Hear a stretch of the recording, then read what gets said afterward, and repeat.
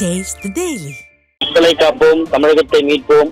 புரட்சி தமிழுடைய எழுச்சி பயணம் கரூர் மாவட்டம் கிருஷ்ணராயபுரம் சட்டமன்ற தொகுதியில் இருக்கக்கூடிய தரகம்பாடி பகுதியிலே அமைந்திருக்கக்கூடிய பேருந்து நிலையம் அருகே திரண்டிருக்கக்கூடிய பல்லாயிரக்கணக்கான மக்கள் மத்தியிலே அனைத்திந்திய அண்ணா திராவிட முன்னேற்ற கழகத்துடைய பொதுச் செயலாளர் புரட்சி தமிழர் எடப்பாடி கே பழனிசாமி அவர்கள் எழுச்சியுரை ஆற்றுவதற்காக வருகிருந்து கொண்டிருக்கிறார். அவருடன் அனைத்திந்திய அண்ணா திராவிட முன்னேற்ற கழகத்துடைய முன்னாள் அமைச்சர் தங்கமணி, அனைத்திந்திய அண்ணா திராவிட முன்னேற்ற கழகத்துடைய கரூர் மாவட்ட கழக செயலாளர் முன்னாள் அமைச்சர் எம்.ஆர். விஜயபாஸ்கர், அனைத்திந்திய அண்ணா திராவிட முன்னேற்ற கழகத்துடைய முன்னாள் அமைச்சராக இருக்கக்கூடிய என்.ஆர். சிவபதி, அனைத்திந்திய அண்ணா திராவிட முன்னேற்ற கழகத்துடைய முக்கிய நிர்வாகிகள் எல்லாம் அதிமுக பொதுச் செயலாளர் வருகை சென்று கொண்டிருக்கிறார்கள். கிருஷ்ணராயபுரம் தொகுதியை பொறுத்தளவிற்கு அனைத்திந்திய அண்ணா திராவிட முன்னேற்ற கழக ஆட்சியிலே பல்வேறு மக்கள் நலத்திட்டங்களை அதிமுக அரசு செய்து கொடுத்திருக்கிறது. அந்த மக்கள் நலத்திட்டங்களை பெற்ற மக்களுடைய அந்த எழுச்சியைத்தான் நாம் தற்போது பார்த்துக் கொண்டிருக்கிறோம். இங்கே ஏராளமான பெண்கள், பல்லாயிரக்கணக்கானோர் பொதுமக்கள் திரண்டு முளைப்பாறைகளை கையிலே ஏந்தி, அதே போன்று மலர்களை தூவி அதிமுக பொதுச் செயலாளர் புரட்சி தமிழர் எடப்பாடி கே பழனிசாமி அவர்களை வரவேற்றுக் கொண்டிருக்கிறார்கள். கிருஷ்ணராயபுரம் சட்டமன்ற தொகுதிக்குட்பட்ட 274 கிராமங்களுக்கு, சிறிய கிராமங்களுக்கு புதிய கூட்டு குடிநீர் திட்டம் செயல்படுத்தப்பட்டது அனைத்திந்திய அண்ணா திராவிட முன்னேற்ற கழக ஆட்சி.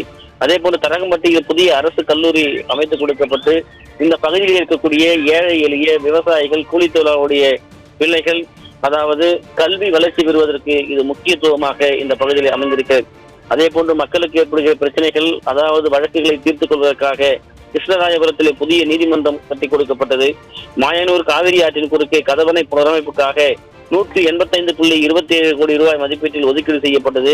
கடவூர் வட்டத்தில் 2 கோடி ரூபாய் மதிப்பீட்டில் வட்டாட்சியர் குடியிருப்புடன் கூடிய புதிய அலுவலகம் கட்டிக் கொடுக்கப்பட்டது. குடிசை மாற்று வாரியம் மூலம் புலியூர் பகுதியிலே 25.90 கோடி ரூபாய் மதிப்பீட்டில் 288 அடுக்குமாடி குடியிருப்புகள் அமைத்துக் கொடுக்கப்பட்டது. மாயனூரிலே 6.5 கோடி ரூபாய் மதிப்பீட்டிலே வாய்க்கால் பகுதியில் புதிய பாலம் அமைத்து தரப்பட்டது. குடிமராமத்து பணிகள் மூலமாக அனைத்து வாய்க்கால்களும் தூர்வாரப்பட்டது. அதே போன்று இந்த சட்டமன்ற தொகுதியில் இருக்கக்கூடிய மக்கள், கிருஷ்ணராயபுரத்தில் இருக்கக்கூடிய மக்கள் பல்வேறு கோரிக்கைகளை இந்த பகுதியிலே கூடிய மக்கள் வைத்திருக்கிறார்கள். ஆளுகிற திமுக அரசு எந்த கோரிக்கைகளையும் செவிசாய்க்கவில்லை, மக்களுக்கு துரோகம் இழைத்துவிட்டதாக வேதனை தெரிவிக்கிறார்கள். கடவூர் ஒன்றியத்துக்கு உட்பட்ட 20 ஊராட்சிகளுக்கு தனி கூட்டு குடிநீர் திட்டம் கொண்டு வரப்படும் என்கிற இந்த சட்டமன்ற தொகுதியுடைய கோரிக்கையை திமுக அரசு நிராகரித்திருக்கிறது. சுமார் 10,000 நபர்களுக்கு வேலை வாய்ப்பு அளிக்கக்கூடிய வகையில் அரசு மற்றும் தனியார் மூலமாக புதிய தொழிற்சாலை அமைக்கும் நடவடிக்கை எடுக்கப்படும் என்கிற கோரிக்கையை தெரிவித்திருக்கிறார்கள். ஆனால் இதுவரை நிறைவேற்றப்படவில்லை. குடனார் அணை சீரமைத்து தனி கால்வாய் அமைத்து வெள்ளி அணை, பெரியகுளம், அதே போன்று உப்பிடமங்கலம் ஏரி, வீராட்சியம் ஏரிக்கு பழைய காலங்களிலே வரக்கூடிய அந்த உபரி நீரை சேமிக்கும் வகையிலே திட்டம் கொண்டு வர வேண்டும் என்கிற எதிர்பார்ப்பு இந்த மக்களிடம் விடுகிறது.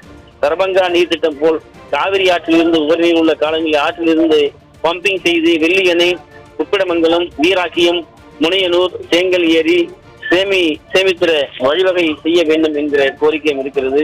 அனைத்து இந்திய அண்ணா திராவிட முன்னேற்ற கழக ஆட்சி அமைந்ததும் இந்த கோரிக்கைகள் எல்லாம் செய்யப்படும் என்று அதிமுக பொதுச் செயலாளர் தெரிவித்திருக்கிறார். ஆனால் திமுக அரசு இந்த தேர்தலுக்கு வருவதற்கு முன்பாக பல்வேறு வாக்குறுதிகளை அளித்தது. ஆனால் ஒரு வாக்குறுதியை கூட இந்த பகுதியிலே செயல்படுத்தவில்லை என்கிற வேதனை இந்த தொகுதியில் இருக்கக்கூடிய மக்களுக்கு இருக்கிறது.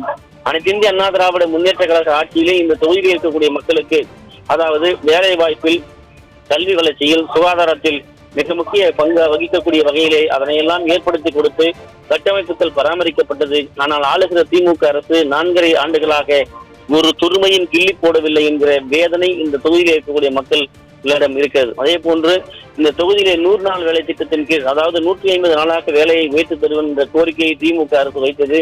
ஆனால் 100 நாள் வேலையில் கூட தற்போது ஏற்கனவே கிடைக்கப்பெற்ற அந்த கூலி கூட இந்த மக்களுக்கு கிடைக்காமல் இங்கு இருக்கக்கூடிய திமுக நிர்வாகிகள் அதிலே உள்ளர அந்த 100 நாள் வேலை திட்டத்தில் பல்வேறு மோசடிகள் செய்து வருவதாக இந்த மக்கள் குற்றச்சாட்டு முன்வைத்திருக்கிறார்கள்.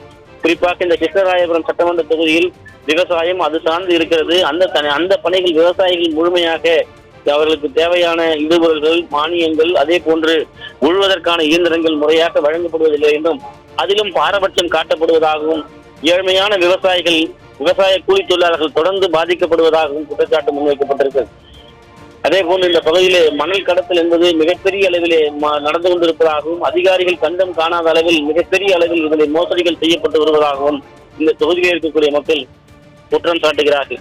இயற்கை வளமாக இருக்கக்கூடிய கனிம வளம் முழுமையாக சுரண்டப்படுவதாகவும், இதனால் பெரிய அளவிலே பாதிப்பு ஏற்பட்டு இந்த தொழிலில் இருக்கக்கூடிய மக்கள் மிகப்பெரிய அளவிலே சொல்ல முடியாத துயரத்திற்கு தங்களுடைய அதாவது நீர்மட்டம் மிகப்பெரிய அளவிலே ஆழத்திற்கு சென்று கொண்டிருப்பதாகவும் வேதனுடைய வெற்றத்திலே இந்த தொழிலில் இருக்கக்கூடிய மக்கள் தெரிவித்திருக்கிறார்கள்.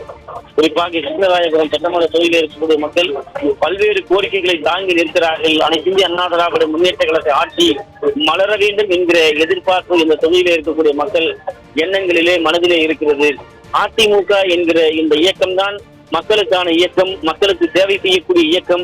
2026 அதிமுக அரியணை ஏற வேண்டும் என்பதற்காக பல்லாயிரக்கணக்கான மக்கள் இங்கே கூடியிருக்கிறார்கள். அனைத்து இந்திய அண்ணா திராவிட முன்னேற்ற கழகத்துடைய பொதுச் செயலாளர் புரட்சி தமிழர் எடப்பாடி கே பழனிசாமி அவர்களை வரவேற்று இந்த தொகுதியில் இருக்கக்கூடிய பெண்களும் பொதுமக்களும் இஸ்லாமிய மக்களும் என்று பல்லாயிரக்கணக்கான உற்சாகமாக இந்த தொகுதி முழுவதுமாக விழாக்கோலம் பூண்டிருக்கிறது.